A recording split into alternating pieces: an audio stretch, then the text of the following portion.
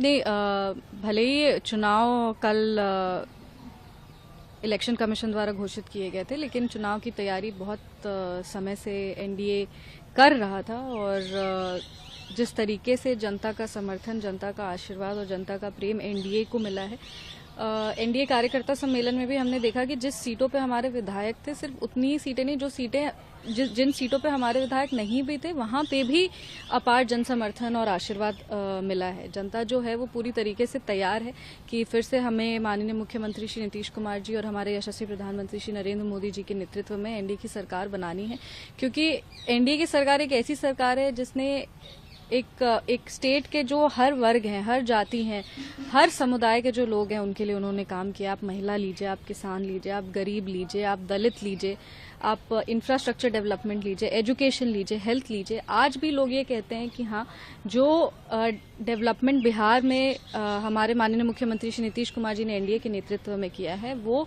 विकास कोई और नहीं कर सकता। ये हर बिहारी को सशक्त करने के लिए एक लड़ाई लड़ी जा रही है। ये बिहार के वर्चस्व की और आत्मसम्मान की लड़ाई है और इस लड़ाई में पूरी तरीके से एनडीए ही जीतेगा और वापस से एनडीए की सरकार बनेगी। लेकिन लालू यादव ने कहा है कि 6 और 11 उसके बाद एनडीए हो जाएगी 9-2-11। नहीं, ये तो देखिए, वो विपक्ष के नेता हैं और वो बहुत ही सीनियर नेता है।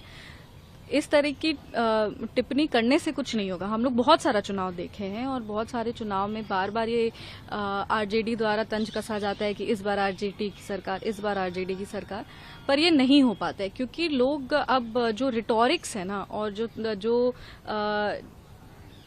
मतलब नारेबाजी होती है, ये सब चीज से ऊपर उठ के वो डेवलपमेंट ओरिएंटेड सरकार चाहते हैं जो गंभीरता से बिहार की बात करे। जब हम लोग बात करते हैं डेवलपमेंट ओरिएंटेड नेता की जो गंभीरता से बिहार की बात करें, तो अक्सर जितने भी नेता हैं वो सारे एनडीए की सरकार में। कोई यहाँ पे कॉमेडी नहीं चल रहा है। ये लोकतंत्र की बात है, ये राज्य के हित की बात है, राज्य के अधिकार की बात है। तो यहाँ पे कोई डायलॉग बाजी और ये हम लोग कुछ नहीं, ये सब से आई डोंट थिंक कि कुछ होने वाला है। जनता अपना मूड बना ली है और जब से इलेक्शन अनाउंस हुआ तब से तो और एनडीए के सपोर्ट में लोग जो है वो खड़े उतर रहे हैं। तो डेफिनेटली बहुत पॉजिटिव रिस्पांस मिल रहा है और कोई कुछ भी लिखे, कोई कुछ भी ट्वीट करे, कोई कुछ भी पोस्ट करे, सरकार तो एनडीए की बनेगी। एक और सीबीआई के ऊपर कल सुप्रीम कोर्ट में वकील के तरफ से जूता उछाल दिया गया सीबीआई की तरफ। नहीं, ये बहुत ही दुर्भाग्यपूर्ण है कि जिस तरीके से एक दलित सीबीआई पे मतलब जूता पॉइंट किया गया है डिबेट के बीच में, वो भी एक ऐसे इंस्टीट्यूशन में जिसको लोकतंत्र के हित को बढ़ाना है, लोकतंत्र के हित के फैसले लेने हैं, जो संविधान के संरक्षण है जो संस्थान, उस संस्थान में अगर कोई ऐसी घटना होती है तो वो बहुत ही दुर्भाग्य की बात है। सभी लोग जो हैं वो सीबीआई के सपोर्ट में खड़े हैं और इसके खिलाफ एक्शन जरूर लेना चाहिए।